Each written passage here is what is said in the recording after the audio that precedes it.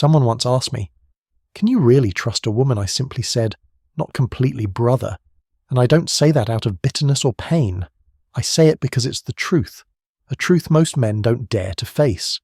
From birth, women have learned to survive through emotion, subtlety, and the ability to influence others' actions without ever issuing a direct command. They are not strong through muscle, they are strong through finesse. And in this world, where men often believe that loving sincerely is enough, they forget that a woman's primal instinct has never disappeared. They still control through tears, through silence, through words as light as silk that can tighten around a man's heart. So the real question isn't can you trust women, but are you aware enough not to be led?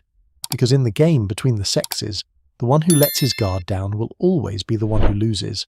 If you truly want to understand why you should never place blind trust in women, we have to return to where it all began, the dawn of humanity, when people still lived in caves and everything revolved around one thing: survival. Back then, men hunted, fought, and protected. Women didn't have the physical power to face wild beasts or rival humans. They had to rely on the one gift nature gave them: the ability to read emotions, observe psychology, and make others do what they wanted. In other words, they didn't compete with fists, but with influence. They manipulate to survive. A woman in the tribe who knew how to make the best hunter notice her didn't need to fight. She only needed to know how to speak, how to look, how to make him feel important. Then she had food, protection, and a place in the community. That wasn't malice, it was survival instinct, and over thousands of years, that instinct never vanished, it only evolved. From the soft gaze to the clever compliment, from a perfectly timed tear to a silence that makes a man feel guilty. All of it is the product of evolution. Behaviors like jealousy, gossiping, or competing in appearance among women are nothing new. They are evolutionary leftovers from a time when they had to compete to be chosen. The more a woman could attract male attention, the higher her chance of survival. And that instinct still lies deep within them, only now it wears a more refined, civilized mask, but with the same purpose: to secure their position and value in the eyes of others. So when you see a girl trying to control how you react, or making you feel guilty even when you've done nothing wrong, understand she isn't being evil. She's just running the ancient program written into her genes. The problem is, if you don't recognize it, you'll be the one being led, while she's simply doing what women have done since humanity began. When the world changed, when women no longer needed to hunt or hide in caves, that survival instinct didn't disappear. It just upgraded, became more refined, more fitting for the age of social media, Tinder, and hourly updated stories. Instead of manipulating for food or protection, they manipulate for attention, to feel they still hold emotional power over men. And you see that most clearly in behaviors that seem harmless, but are actually perfectly disguised frame tests. Take flaking, for example. She cancels at the last minute, saying "I'm tired" or "I need some time for myself." In truth, she's not tired. She just wants to see how you react. Do you get angry? Do you beg? Do you lose your frame if you lose your temper? She knows you're emotionally invested too fast. If you plead, she knows you value her above yourself, and then she wins. You lose silently. Or the victim card, the card women play better than any politician. She acts weak, in need of help, of someone to understand and be there. And men with their natural instinct to protect instantly become the rescuer. But when you do that too long, you don't realize you've been pulled into the servant role, while she's the one in control.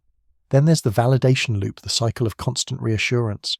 She keeps needing you to prove she's beautiful enough, special enough, loved enough. You compliment her, she smiles, but days later, she needs it again. Because the feeling of being desired is addictive. It's never enough. And if you stop, she feels insecure, thinks you've changed, that you no longer love her. That's when she seeks validation elsewhere, maybe from social media, maybe from another man who knows how to say the right words. All these behaviors serve one purpose: maintaining emotional power, the power to control the rhythm of the relationship, to decide when it's close, when it's distant, when it's warm, when it's cold. And you know what's scarier than all that? Most men don't even realize they're in that game. They think they're in love, but they're actually being trained to react exactly the way she wants. That's why the more modern the world becomes, the more tools women have and the more lost men become. The irony is that while women are becoming more sophisticated in how they maintain emotional power, men are gradually losing the ability to recognize when they are being controlled, because modern society has taught men to be gentle, understanding, and emotionally safe with women. Since childhood, you've been told things like, don't make her sad, treat women well, and listen and empathize. It sounds right. But when taken to the extreme, it turns men into people who asked for permission to exist. They lose their masculine essence and become products of feminine indoctrination, the feminization of men's minds. The result is a generation of weak men, always afraid of being misunderstood, afraid of being labeled toxic, afraid of hurting others so much that they forget they, too, have emotions, boundaries, and the right to be respected. They let women define what a good man is, and then they try to act according to that script kind, attentive, always ready to please. But the kinder they are, the more they are tested, the easier they lose their frame, because women don't respect the men they can control. They only respect the men they have to follow. That's nature, not prejudice. When a man is weak, a woman feels unsafe. Her survival instinct tells her, this man cannot protect me, and that opens the door to betrayal. Maybe not physical betrayal at first, but emotional betrayal, the slow withdrawal from the relationship. She begins to compare, to fantasize about another man who is stronger, more decisive. Meanwhile, you're still there, thinking that if you just become a bit kinder, a bit more sensitive, she'll understand. But she doesn't need you to understand, she needs you to lead. Society now calls it female empowerment, but often it's just a legalized way for men to lose their boundaries. Look around and you'll see guys cheering for their girlfriends going to Vegas, saying, I trust you, go have fun. But deep inside, they're anxious, insecure, pretending to be easygoing just so they won't be seen as controlling. In reality, that's not trust. That's a loss of frame, and when you lose frame, you lose your emotional leadership in the relationship. Women may say they want equality, but in truth, they only respect the man who makes them feel safe, and that safety comes from strength, not submission. That, brother, is the biggest trap of our time. When men think they're loving the right way, being emotionally mature, they're actually cutting off their own leadership instinct. I know this because I was that man once.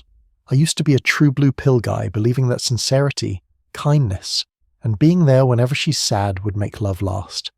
I believed that if I respected her, I'd be respected in return. But life doesn't operate by idealism. I was hurt, disrespected, and betrayed even when I did nothing wrong. And in those painful moments sitting alone in a dark room, heart hollow, asking, why did she do that? I realized I never truly understood women. I only understood the version that society painted, a fictional one where everything is fair and logical. But women don't operate by logic. They operate by emotion, by a shifting current of energy that changes by the minute. And you can't connect with that by becoming emotional yourself. Once you step down from the leadership role, you lose your frame and she takes over the entire game. Losing frame is losing everything. After years of experience of gaming and dealing with hundreds of women, I learned one harsh truth. You cannot align yourself with feminine energy. You must stay grounded in your masculine core. Always lead, because when you hold your frame, you become the center the pole she orbits around. That's real balance, not equality in emotion, but harmony between two opposite forces. I look around and see that maybe only 5% of men truly understand this. 5% know how to unplug to pull the plug from the illusionary system where men must chase feminine standards.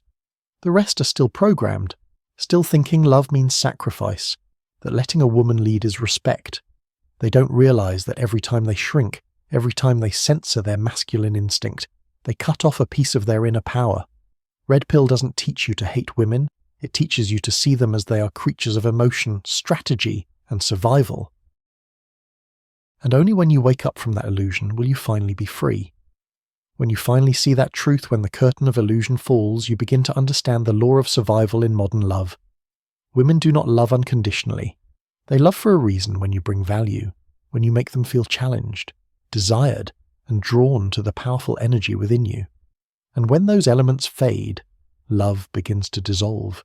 Not because they are disloyal, but because their survival instinct forces them to seek a stronger, safer, more stimulating source of energy.